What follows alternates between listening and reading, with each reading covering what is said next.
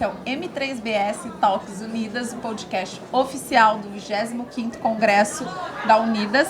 E agora eu vou conversar com o Dr. João Paulo dos Reis Neto, diretor-presidente da CAPCESP, que é uma das nossas filiadas, e uma das filiadas que mais se destacam por investir em pesquisa para fazer a gestão da carteira de clientes.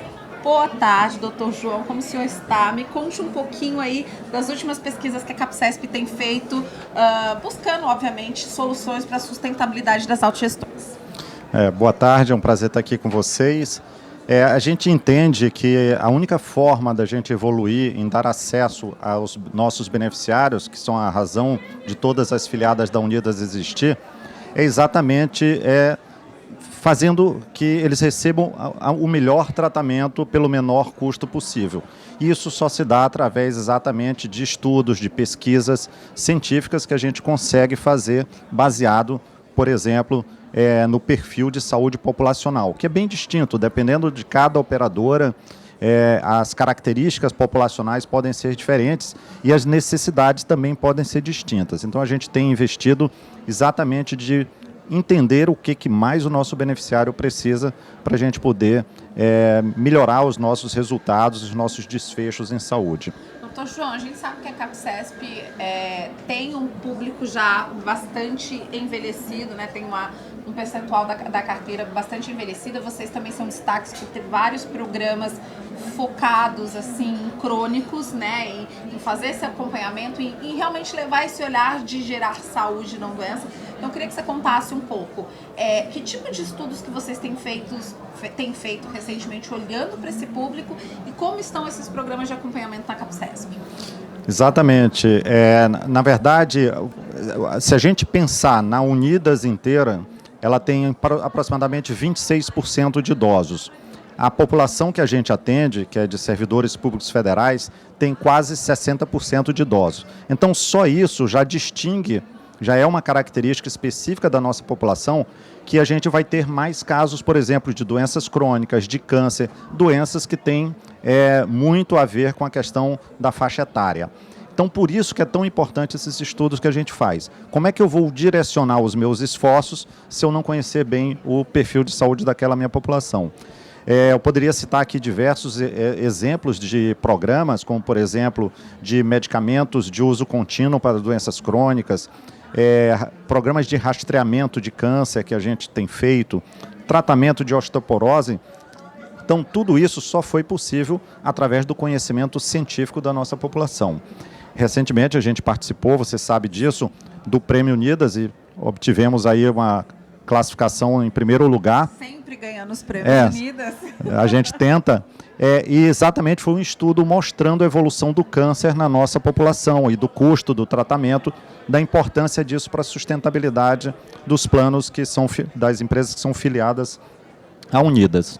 Doutor João, uma das características também da CAPCESP é ter esse olhar de fazer gestão de população. Eu me recordo, há 5 anos, a gente em congresso da Unidas e o senhor já falando sobre a importância de BI, de olhar dados, de usar tecnologia para fazer esse acompanhamento e conhecer muito bem a carteira.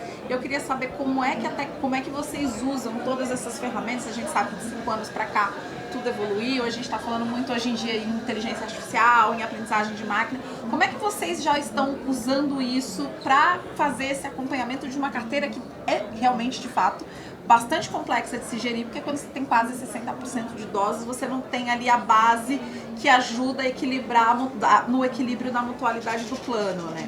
Perfeito. Nesse ponto, Núbia, o que eu posso te dizer é o seguinte: a gente já saiu daquela fase de simples análise de dados, de banco de dados, e a gente já está evoluindo para modelos de sistemas informatizados mais intuitivos. E agora, mais recente, investimos bastante em modelos preditivos, que usam inteligência artificial e aprendizado de máquinas. Só para você ter uma ideia, 30% dos dados de sistemas informatizados do mundo, eu não estou falando do Brasil, 30% dos dados de sistemas informatizados são da saúde. E existe uma expectativa de que até 2025 isso aumente 36%. Então, se a gente não conseguir, de alguma forma, utilizar o melhor que a tecnologia pode dispor para interpretar esses dados, nos ajudar a tomar a decisão com menos incertezas, a gente não tem como evoluir.